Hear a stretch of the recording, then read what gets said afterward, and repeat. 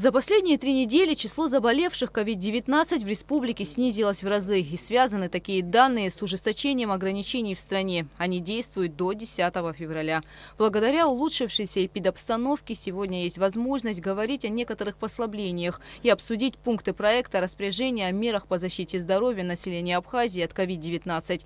Отмечалось на заседании Координационного штаба. В первую очередь послабления коснутся образовательных и культурных учреждений. Образовательные учреждения планируется открыть поэтапно, с учетом всех рекомендаций СЭС. Первым этапом мы хотели бы с 15 февраля запустить детские дошкольные образовательные учреждения совместно с начальным звеном среднеобразовательной школы. Если ситуация будет стабильной на протяжении недели, мы готовы запустить и старшее звено школы, это 5-11 класс. Важно отметить, что это будет возможно при условии наполняемости класса или группы в детском саду не более 20 человек. За этой нормой мы будем жестко следить. Всю ответственность за соблюдением всех норм санитарной службы будет нести руководитель организации совместно с районным отделом образования. Чтобы проследить за соблюдением санитарных норм в образовательных учреждениях, планируются выездные проверки. Самое главное – организовать процесс так, чтобы не допустить распространения COVID-19 среди учащихся, отметил Инал Габлия. Где-то нам придется пойти на 2 смены режима работы, где-то мы будем делить классы на подгруппы. Соответственно, район будет внутри решать, какой режим наиболее подходит району, конкретной школе. Но в целом требования СЭС должны быть выполнены. Если мы запустим наши детские учреждения и увидим, что всплеск будет значительный, нам придется вернуться к ограничительным мерам. Чтобы этого не произошло, я призываю всех граждан страны, родителей, директоров школ, колледжей, районных глав администрации и отделов образования пристально следить за соблюдением мер санитарно-эпидемиологической службы. Учреждения Министерства культуры тоже планируется открыть с учетом определенных условий, то есть с четко установленным режимом работы и соблюдением санитарных норм. Мы обратились в координационный штаб непосредственно к Министерству здравоохранения с просьбой подготовить нам и разработать меры безопасности, которые будут предписаны персонально, отдельно на каждое учреждение культуры. В силу того, что на сегодняшний день хотел бы вас проинформировать о том, что не все учреждения, подведомственные Министерству культуры, готовы к возобновлению активной деятельности. При этом есть учреждения культуры, которые готовы с соблюдением всех необходимых мер безопасности возобновить свою активную деятельность.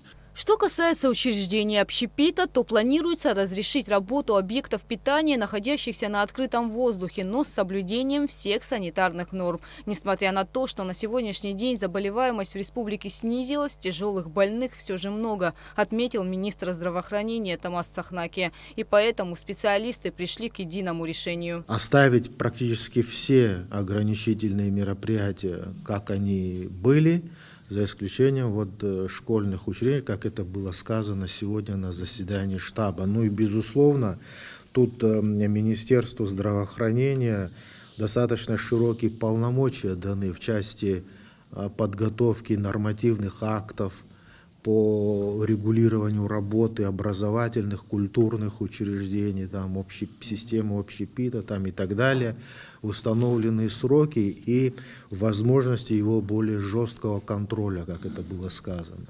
Поэтому мы все это, безусловно, будем выполнять, ну и, соответственно, пополнять запасы медикаментов, средств индивидуальной защиты наших учреждений для того, чтобы все это было бесперебойно. В В срок до 15 февраля Министерству здравоохранения поручено разработать и утвердить государственные санитарные нормы и правила для всех учреждений, которых коснутся послабления. Временно исполняющий обязанности премьер-министра республики Владимир Делба отметил, что комплекс мер по борьбе с COVID-19 позволил снять ограничения. Однако в этом вопросе важно не сделать шаг назад. В завершении встречи Владимир Делба обратился к журналистам с просьбой подробно рассказывать о подготовке к работе учреждений, которых коснутся послабления, в том случае, если они откроются. Освещать прежде всего подготовку к возобновлению деятельности образовательных учреждений. Я вас убедительно прошу, у вас богатый опыт, профессионализм, навыки, знания.